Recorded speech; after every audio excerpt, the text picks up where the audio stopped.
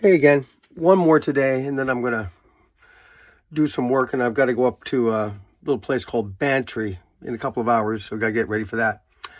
Now, it dawned on me that a lot of you that are watching these, and I just put them on to TikTok, so I'm gathering in a couple of weeks, some of you might start watching these things.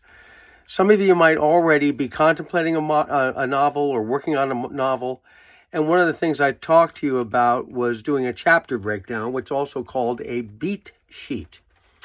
Okay, so this is what I wrote for Always Come Home, and I've got that really blown up so you can see it. And see, at the very top, I've put my premise. That's sort of my log line.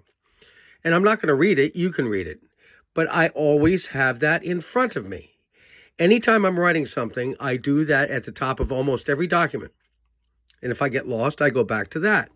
Okay, now, the last video I talked about the fact that when I do a chapter breakdown, a beat sheet, that I do it by chapter, and I do starts and an end.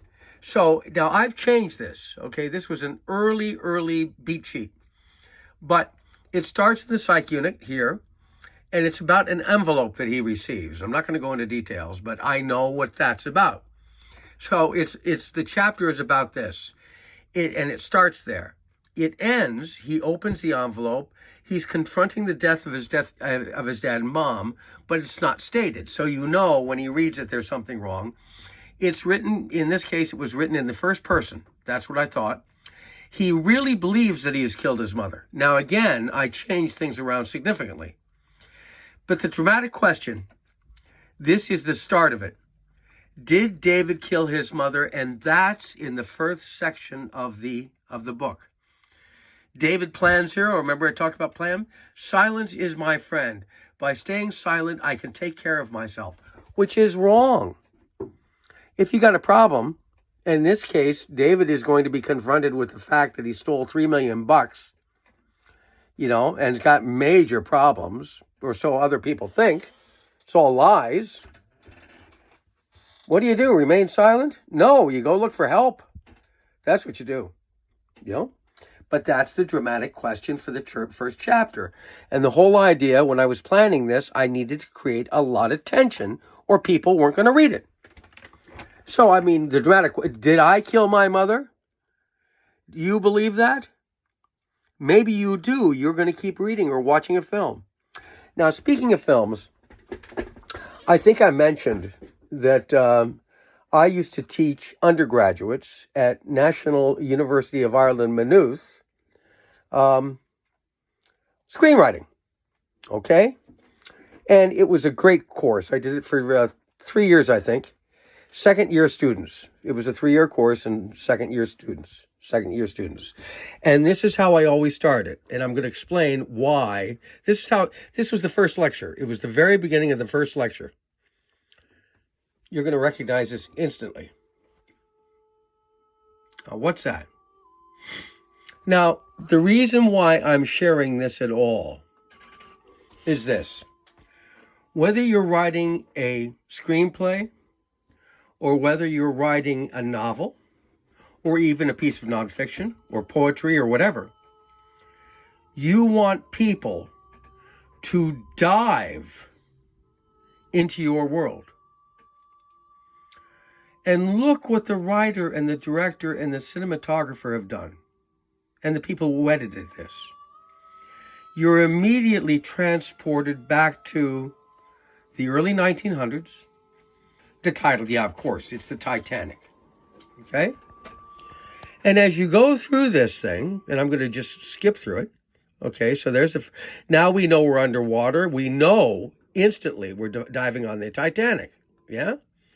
Okay, that's the end of that. Now, here we go. And what's interesting about this, and it's a good learning tool for us as writers, look how these people introduce her.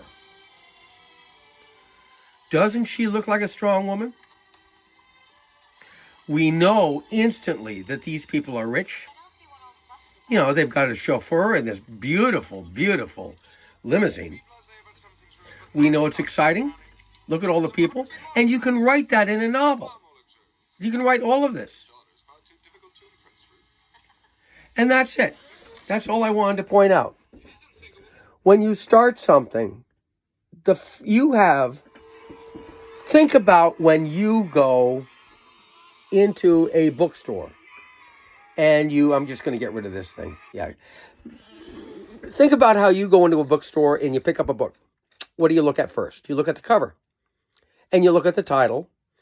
You might not even notice the author's name unless it's Grisham or, somebody that you really, really like, an author that's a bestseller, and, and you'll look at that jacket and you'll say, wow, and then you'll flip it over and you'll read the back, the blurb, right? You say, yeah, that's interesting. I wouldn't mind spending $20 on that or anything, whatever. And then you open it to the first page.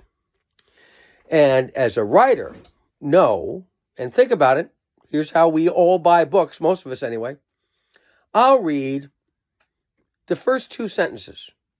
If it grabs my attention, I'll read a little more. If it really grabs my attention, I'll read maybe the first 3 paragraphs. And then I might page through it a little bit. I say, oh, this moves from London, or from the dock, in England. It goes to Ireland. And wow, it goes into the mid-Atlantic. There's an iceberg. Now, let's say I had never heard of the Titanic, which is impossible, but I love sea stories and adventure tales and strong women and strong men. This is a book I'm going to buy. That's why all these little elements like chapter breakdowns and log lines and premises and, structure and character development and, pick something. That's why it's all so important.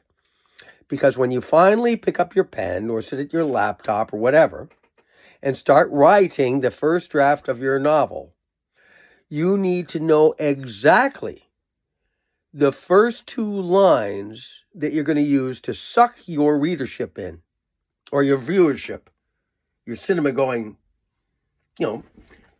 pay big money to put their bum on a seat to watch my screenplay. There you go. All right. Good luck. Get started. Bye-bye.